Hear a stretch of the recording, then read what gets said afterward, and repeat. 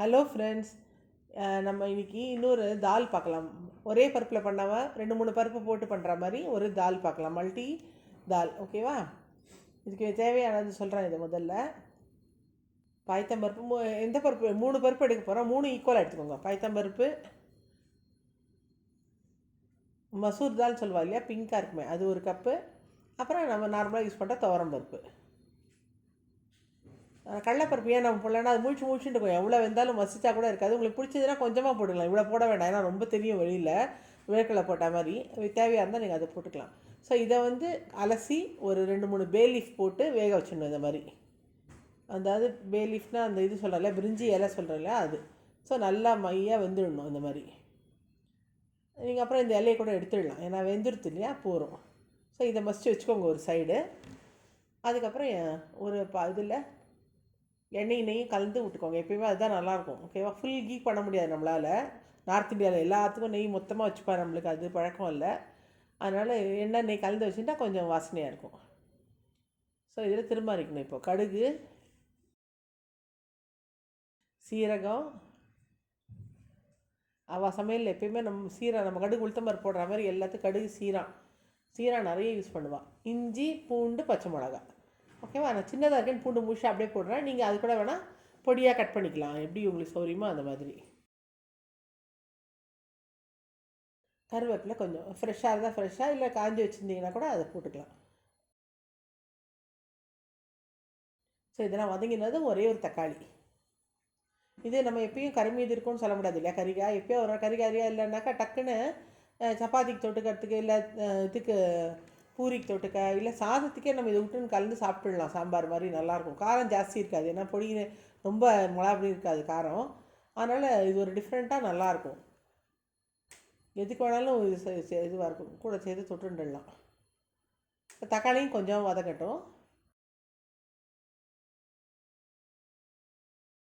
தக்காளிக்கு டபுளாக வெங்காயம், ஓகேவா? இப்போ சப்போஸ் ஒரு தக்காளி எடுத்துட்டுருக்கீங்கன்னா 2 வெங்காயம் எடுத்துக்கோங்க. இதுவும் நல்லா வதங்கட்டும்.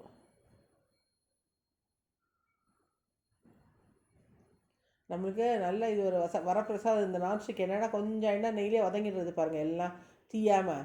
முந்தியெல்லாம் அம்மா பாட்டிலாம் இழுப்பு சட்டி வச்சுன்னு ரொம்ப கஷ்டப்படுவா.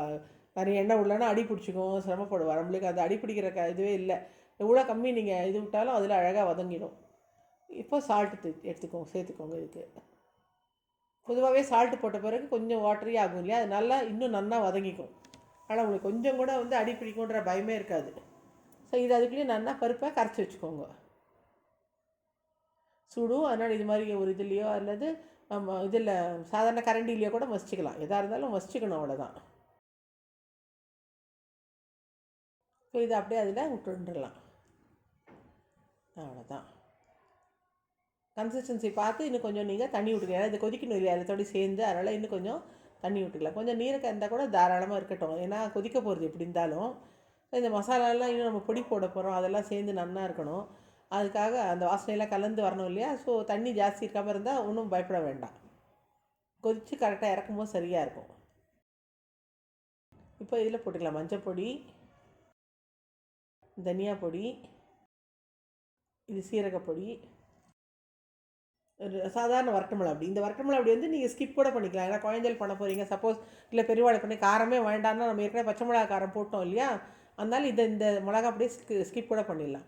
இது பெருங்காயப்பொடி.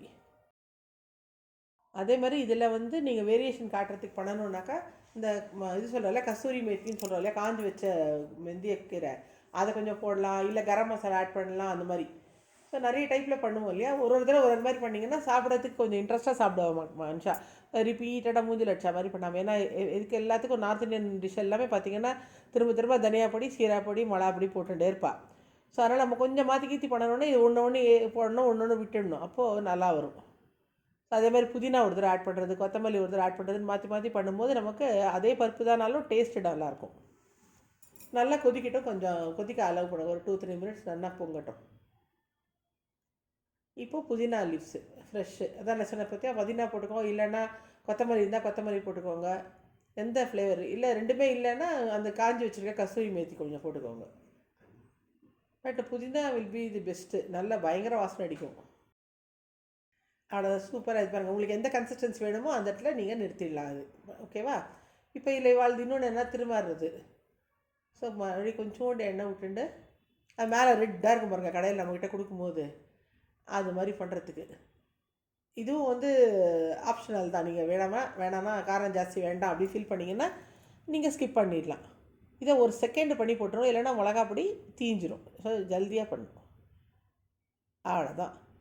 வெரி வெரி நைஸாக எம்மியான மல்டி தால் ரெடி ஆகிடுச்சு. ஸோ நீங்கள் எதோட வேணாலும் சர்வ் பண்ணலாம். சப்பாத்தி, பூரி, நான், இல்லை வெறும் சாதம், அது இதோட வேணாலும். ஓகேவா? இந்த ரெசிபி உங்களுக்கு பிடிச்சதுன்னா லைக் பண்ணுங்கள், ஷேர் பண்ணுங்கள், சப்ஸ்கிரைப் பண்ணுங்கள், பெல் ஐக்கானை அமுத்துங்க. பாய்.